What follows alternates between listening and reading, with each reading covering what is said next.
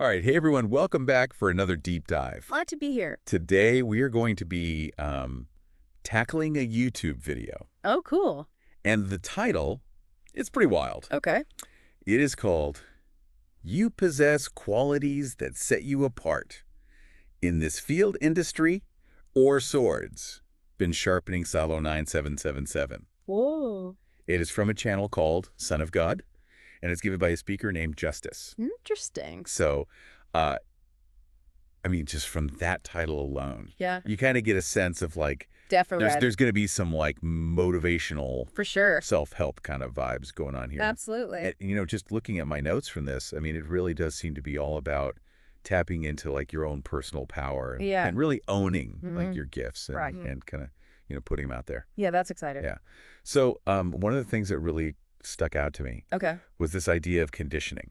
Oh, interesting. So, like when I first heard that, I was thinking like, okay, athletes, getting in shape. Right, yeah. But, it seemed like Justice was taking it like way beyond just the physical. Yeah, I think conditioning in this sense, it's almost like talking about the inner work, right? Okay. Like the training that you do for your mind to really be able to stay focused, stay disciplined when things get tough, keep working on your craft even when you're not inspired. Okay. It's about building those inner resources that help you really go the distance in whatever you're pursuing. And I mean, he actually says, and I'm just going to read this quote here.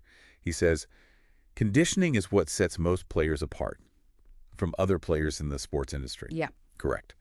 So by this message off the jump, there's something about those intangibles that sets somebody apart, whether that's spiritually, emotionally. This could be in sports. Shout out to you if you're a ball player. I don't doubt none of the shit I channel no more, so shout out to y'all. But there's something about you possessing whoever I'm tapping into, some sense of qualities that undeniable is what I'm hearing. You're doing much better than you think. Yeah. Whoever I'm tapping into, you must have like a raw talent, raw quality. You have a gift. Wow. It's a lot. It's a mouthful, yeah. But I think what's really powerful about that is that he's connecting it directly to this idea of having a talent. Right. Like a unique talent that, maybe you're not even fully aware of. Right. Yeah. Or maybe you are aware of it, but you haven't put in the work Exactly. to really own it. To refine it, to bring it out. Yeah, I mean, think about it this way. You wouldn't expect to run a marathon without training for it, right? Of course not. Same thing with anything in life you want to achieve. Yeah. Whether it's expressing your creativity or reaching a goal. It requires that level of dedication and inner work, that conditioning. And he's saying that's really what sets people apart. It's what makes the difference, yeah. It's interesting, too, because, later on, he talks about sharing your gifts with the world. Okay. And he even says, let me find this quote here. There's something that somebody's been working on that is going to set them apart in whatever this presides. This could be the list and workplace force dynamic. Yeah. You don't have to be a sports player. You don't got to be a artist, entrepreneur. You don't have to be those things. But it's something about the intangibles that you've been working on. This could be inner work development, the healing that you're doing that's starting to paint outward. That's going to spread. That's going to, I heard spread you out, but like spread you out. It's like, it's going to spread your wings is what I'm getting from that. Yeah. I mean, I think that's something so many of us can relate to, that feeling of having something special inside. Yeah. But maybe being afraid to share it or not sure how to share it. And I think that's where this conditioning comes in. It's like you're building the confidence to put yourself out there. Okay, so this is where it starts to get a little interesting. Interesting how? He starts talking about this negative energy, like being directed at you. Okay.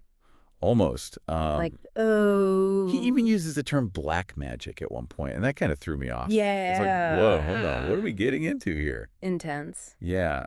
But when you really break it down, I think what he's talking about are those times when you feel like someone's intentionally trying to sabotage your work. Okay. Or like spreading rumors to hold you back. Right.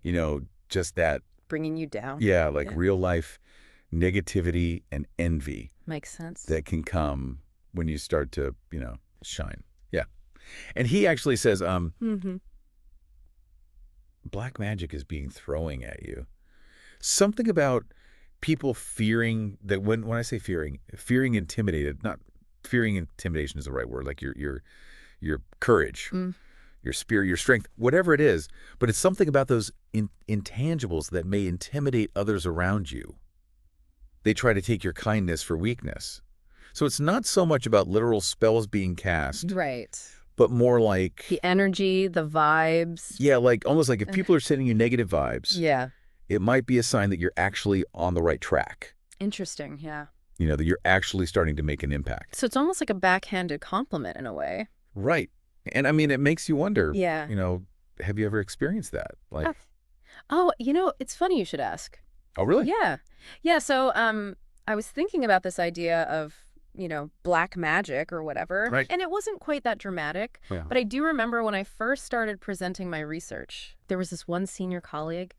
He would just constantly question my methodology. Oh, no. Like try to poke holes in my findings. Right. And it just felt so personal. Yeah. Like he was threatened by my... Perspective. Yeah, by like my fresh perspective. And that's tough, especially when you're just starting out. It really is. And how did you deal with that? Honestly, at first, I let it get to me, I started to doubt myself. Yeah. Like maybe he was right, maybe my research wasn't good enough. Yeah, it's easy to get in your head about that stuff. Yeah, totally. Especially when it's coming from someone you know who's supposed to be like a respected figure in the field. But then I realized, his reaction, Yeah. it wasn't really about me or my work, it was about him. His own insecurity. Totally. Like his own insecurities, his own resistance to like new ideas, new ways of thinking. So you had to kind of like step outside of that. Yeah. And just focus on what you knew. Yeah. I focused on my work, sought support from like mentors who actually believed in me. Yeah. And, eventually my research, it spoke for itself. And that's the thing, right? Like sometimes when people react that way, it's actually a sign that you doing something right. Absolutely. You're shaking things up, you're challenging the status quo. Yeah. And I think Justice kind of alludes to this when he talks about all the envy being proof of like the glory over your life or something like that. Oh, yeah, I remember that. It's almost like those negative reactions can be a weird kind of validation. Right, right. Because if everybody's happy with you, maybe you're not pushing boundaries enough. You're not taking risks. You're not hunting yourself out there. And that brings us back to this whole idea of protecting your energy, right? Yeah, because when you are putting yourself out there, sharing your gifts, you do become more vulnerable to those kinds of attacks. He gets really specific about this. He does. Especially for people in creative fields. Yeah, yeah. He talks about, swindling chaos and conflict spells. Yeah. Like, just be mindful of the people that you're collaborating with, right? Right. Remember, he said, protect your energy from swindling chaos and conflict spells. Watching the energy you listen to is a message for somebody, watch out for temptation. Wow. Yeah, it's like he's saying, be careful who you let into your inner circle. Absolutely. Because, some people could just drain your energy. They can drain you. And distract you. And distract you from your purpose, from what you're meant to be doing. And I think about those times when, maybe you get caught up in like gossip or drama. Or you're surrounded by people who are constantly complaining or putting others down. Right, or just bringing like negative energy. And that stuff, it can be contagious. It is. It really can pull you off course, especially when you're trying to stay focused on your goal. And so this is where that conditioning comes in. Totally. Having the mental strength. And the self-awareness. Yeah. To be able to recognize those energy drains and protect yourself from them. He also talks about the energy of like the music you listen to. Right. And he even suggests that like some artists might be intentionally putting out like negative vibes. Yeah. Remember that part where he said, whoever I'm tapping into, you're probably very sensitive to energy. And like I said earlier, we're all conducts, or we're all conduits of energy. We can all conduct energy. We're all like the middle, or we're all mediums of energy, right? What I'm saying by this is you can catch on somebody else's energy and distorted energy from a person that you don't know, but you like their music. You don't know what they're into. You don't know what they're doing. And a lot of the shit that's coming out is making other people a lot more aware of what other people do behind the scenes. And I bet if you listen to specific artists that I'm naming and kind of indirectly talking about, you'll probably feel the vibration of the confliction from that energy. If you really tune in, and not everybody got the same kind of whatever, but you can feel the energy, right? Right. And I mean, whether or not you believe in that, I think the underlying message is still Yeah. relevant, right? Exactly. Like Yeah. certain types of music Yeah. can definitely